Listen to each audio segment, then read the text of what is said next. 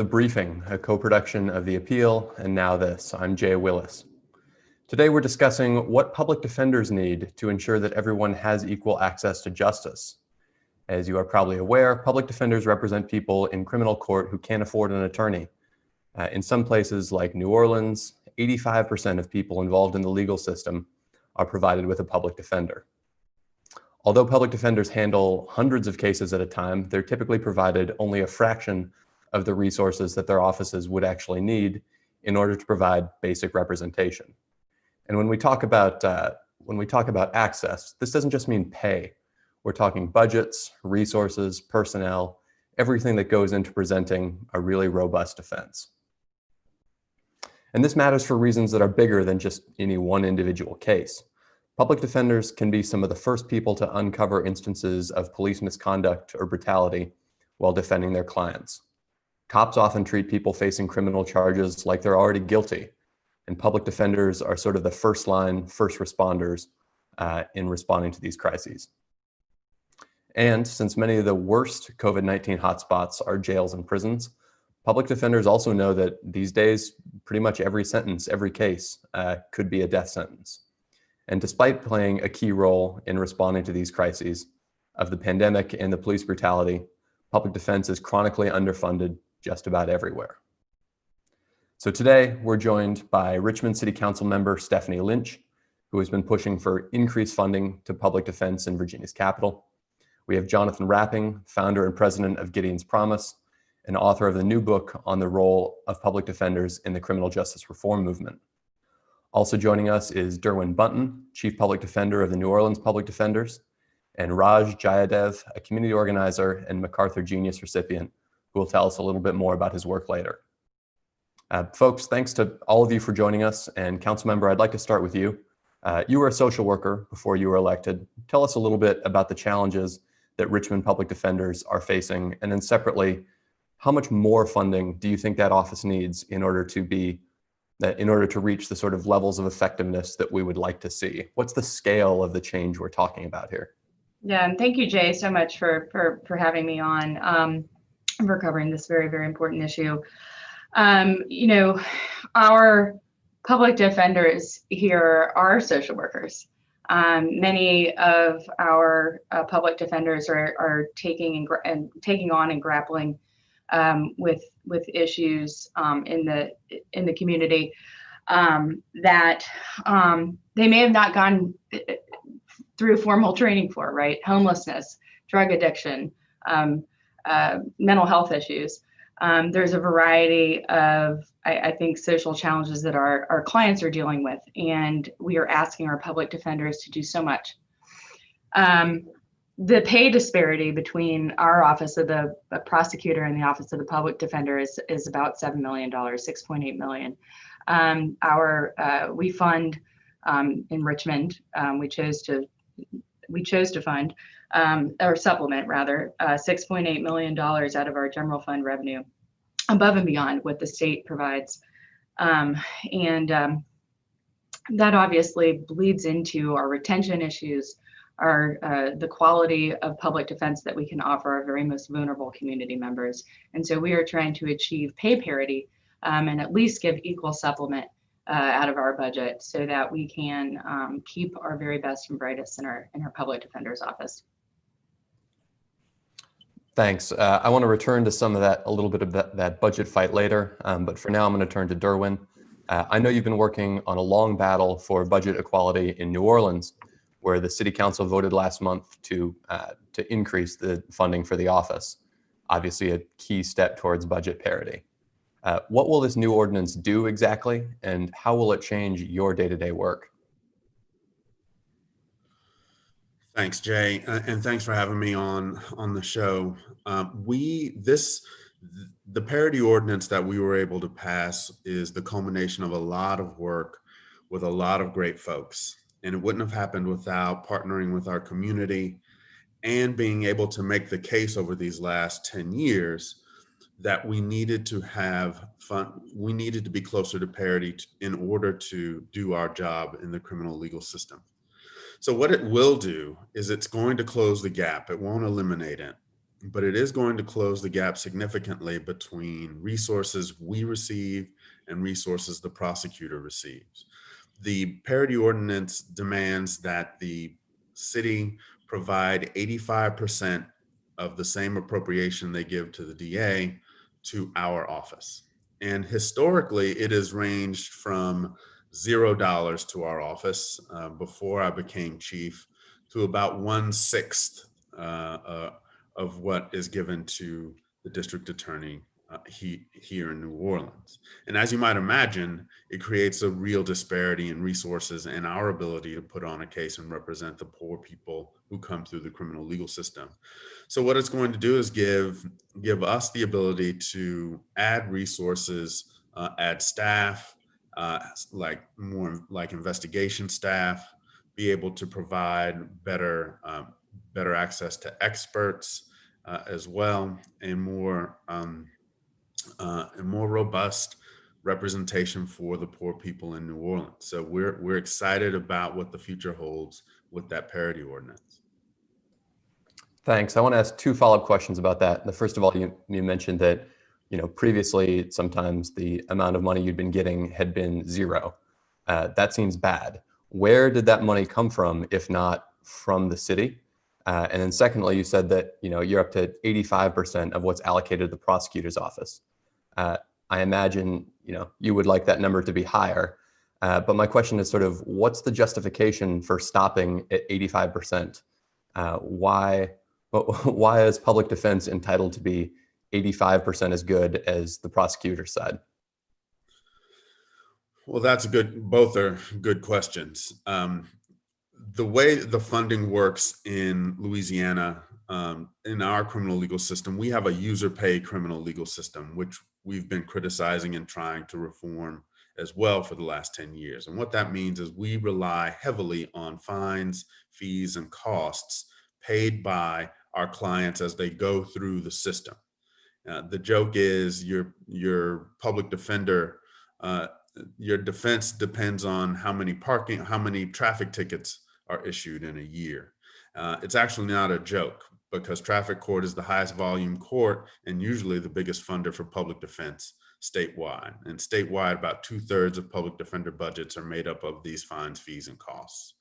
So there's a stream of funding that is state-based from those fines, fees, and costs, as well as an appropriation from the Louisiana Public Defender Board, which is our governing agency.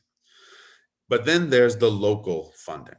And that's where the disparity begins to really grow, because around Louisiana, no city, no parish provides funding to their public defender's office on par with what they provide to the district attorney. And in fact, New Orleans is the first city to ever provide funding to the public defender's office at the parish level. And so that's where the money was coming from before. It was all state money and fines and fees, which created a huge disparity in resources. And so now what happens is we have 85%. And the logic was, if we have 85% of the cases, we should have 85% of the funding. The reality is, though, that when you're talking about a district attorney that has here a $200 million police force that supports them, 30 investigators versus our 10, and 90 lawyers versus our 60, you really start to see where the disparities really start to glare at people. And our community, once we educated folks about it, just couldn't stand for it anymore. And so we were able to get this increase. And I think as community learns more, we're going to be doing more when it comes to restructuring how we fund our criminal legal system and public defense. Right. The functional funding gap becomes even wider when you consider, to your point, that the prosecutor's office has an entire police department at its disposal, which is not something typically that public defenders get. I want to return to this a little later. For now, John, you've linked public defense not just to justice for any one particular client, but also to the broader movement to mass incarceration. To end mass incarceration. Talk me through that a little bit. How are those goals connected? and what roles do public defenders play in the reform movement? Yeah, absolutely, Jay. Thank you. I also have to say it's great to be on this panel with all these folks. You know, Derwin runs the office that was one of the first two offices Gideon's Promise partnered with. Richmond is one of our partner offices. We do a lot of work with Raj to think about how public defenders can partner with the communities they serve to try to drive transformative change. And we work with public defenders in dozens of offices all across the country. And I think one thing I've come to understand in this work is that you can't talk about the mass incarceration story without talking about the absence of strong, well-resourced public defender offices, right? Public defender offices that have been under-resourced, beaten down, and really forced to help process human beings from arrest to incarceration. That's a critical piece of the mass incarceration story. And so, Jay, I think it's really important to understand that in this moment, while we are focused as a nation, appropriately so, on the violence levied against Black and brown people in the streets, right? Because there's cell phone video footage capturing that. What public defenders understand, what communities understand, is that that violence that's captured on the streets is connected to a much more routine and visible violence in the court system. Millions of people are arrested each year. They survive police encounters, and they are subjected to money bonds they can't afford that are used to coerce them to give up their constitutional rights. They're subjected to overcharging. They're subjected to draconian sentences. And with public defenders who are struggling as much as they can, but they're overwhelmed, they just can't provide the resistance that is necessary to really stop mass incarceration. What we see when we get well-funded, well-resourced public defenders is that public defenders are really the only vehicle there in the courts to interrupt that routine violence, that mass processing. There are certainly judges and prosecutors who, if they don't think anyone's watching, they're willing to cheat. They're willing to cut corners to help move the system along more quickly.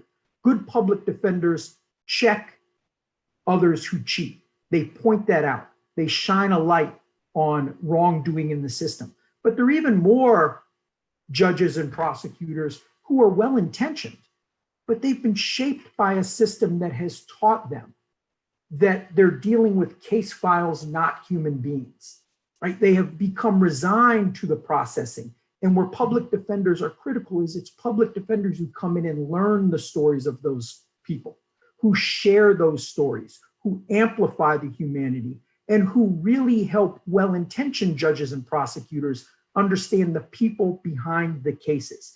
In New Orleans, just said that the office represents 85% of the people accused of crimes. Those numbers are pretty consistent across the country, between 80 and 90%.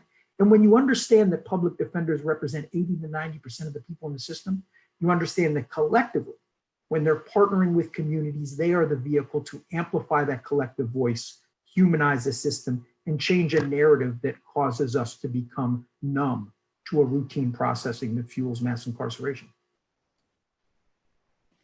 Thanks. Last but not least, Raj, thanks for your patience. One of the important aspects, obviously, of trying to build out sort of the public defense system in this country is finding new ways to improve it, to innovate it, to adapt to sort of these changing conditions that we see. And you've built a community-based network centered on a concept that you call participatory defense. Tell us a little bit about how that works and how does it intersect with maybe what we might call the more traditional work of public defenders. Thanks, Jay, and I really appreciate joining the conversation with you all.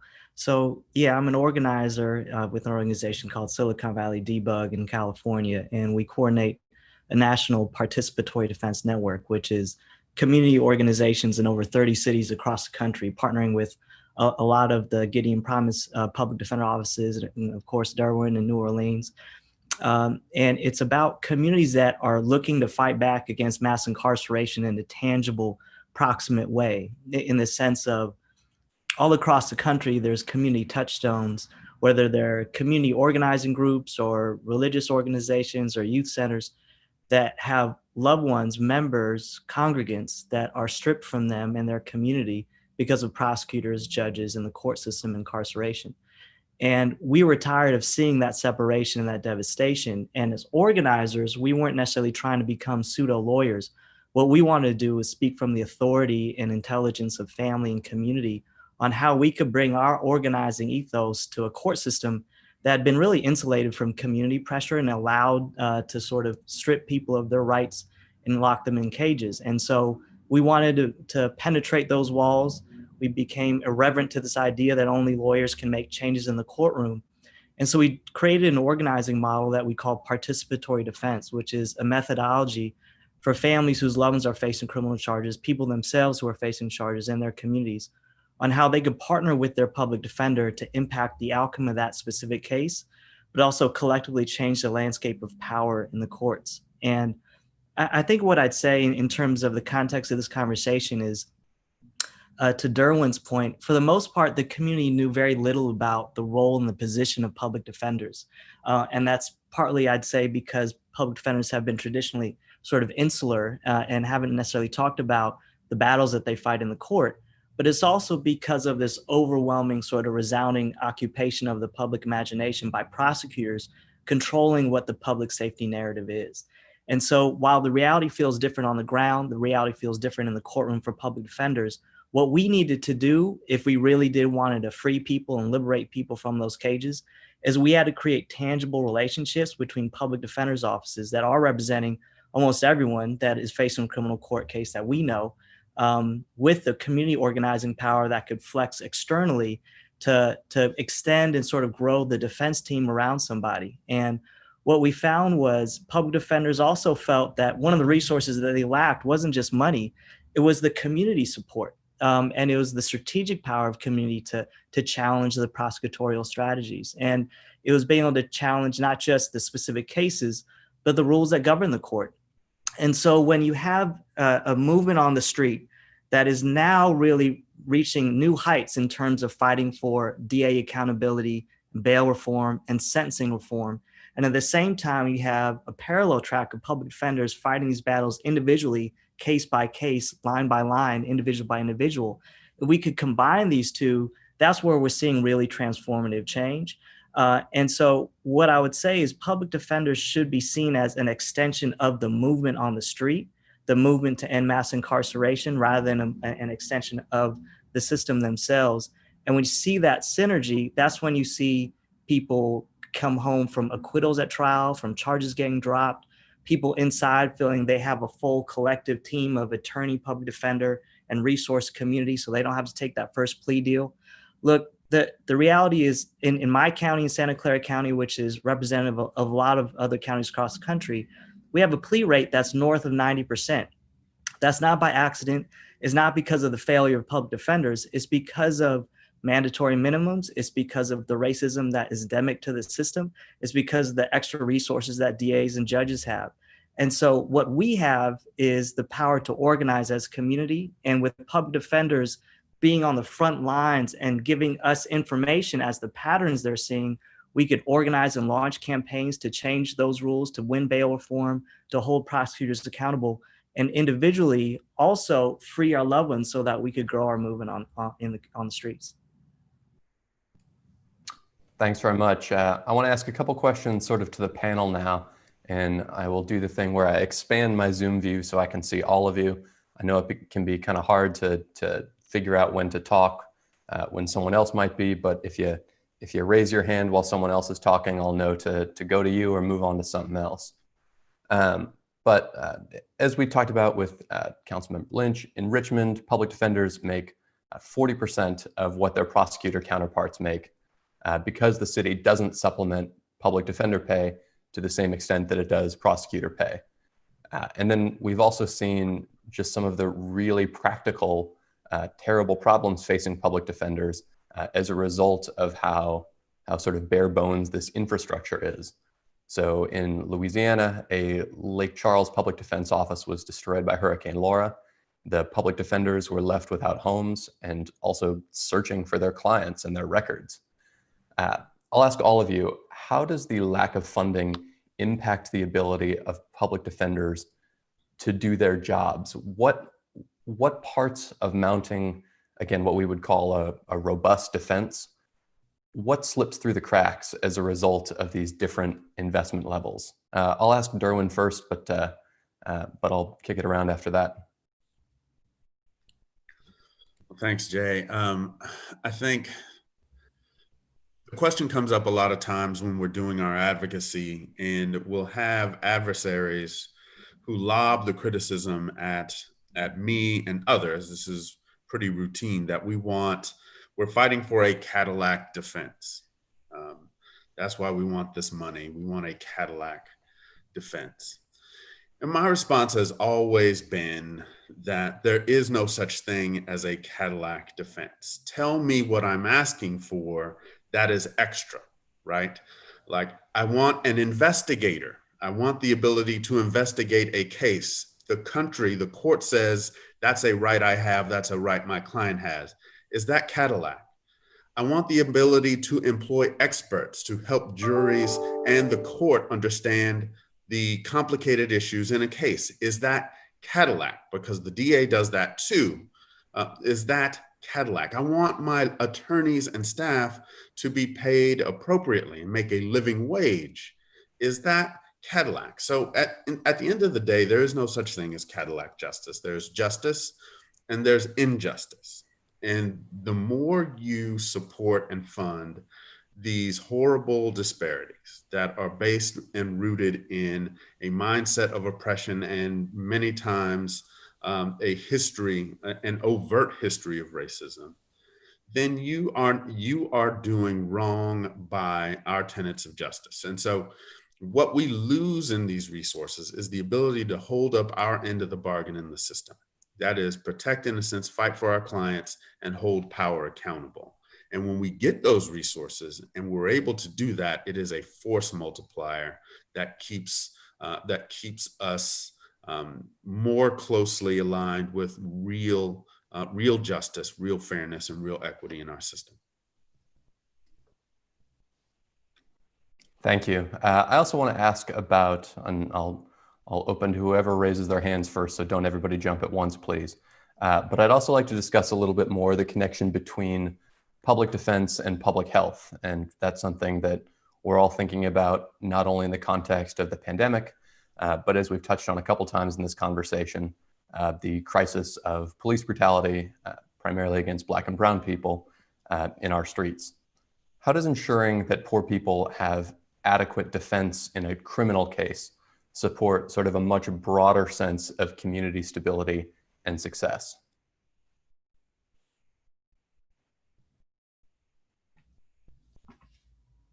John, sorry, I got muted real quick. Go ahead.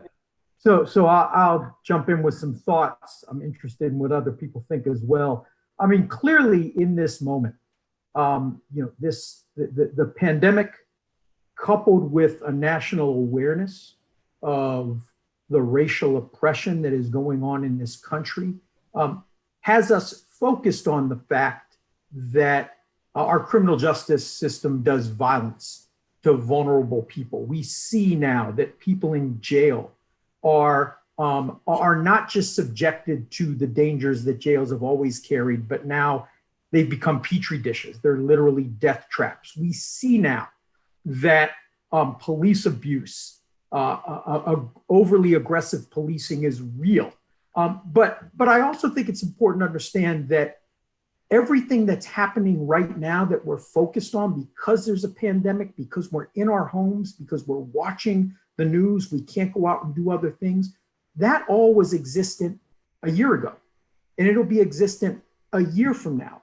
And what public defenders do when it comes to the health crisis, just as public defenders mobilized in March, April, May, to go into courts and say, look, this is inhumane to have 500,000 people sitting in cages who are presumed innocent, most because they can't pay bonds, right? Public defenders fought that battle and had a lot of success before they ran into a brick wall of indifference. But they fought that battle. When it came to the police abuse, public defenders were in courtrooms pointing out that abuse in cases all the time. They point out abusive policing when they litigate motions and other legal issues. And so I think what's important to understand is it's a system where there are no public defenders who either have the resources or the inclination to fight those fights, in systems where public defenders have become so beaten down that they're resigned to people sitting in dangerous jails pre-trial. They're resigned to not challenging police abuse. That's when health issues and violence that are sort of levied on marginalized communities go unchecked. So public defenders are a vehicle through which all of that violence and those health concerns that happen in the criminal legal system are brought to light.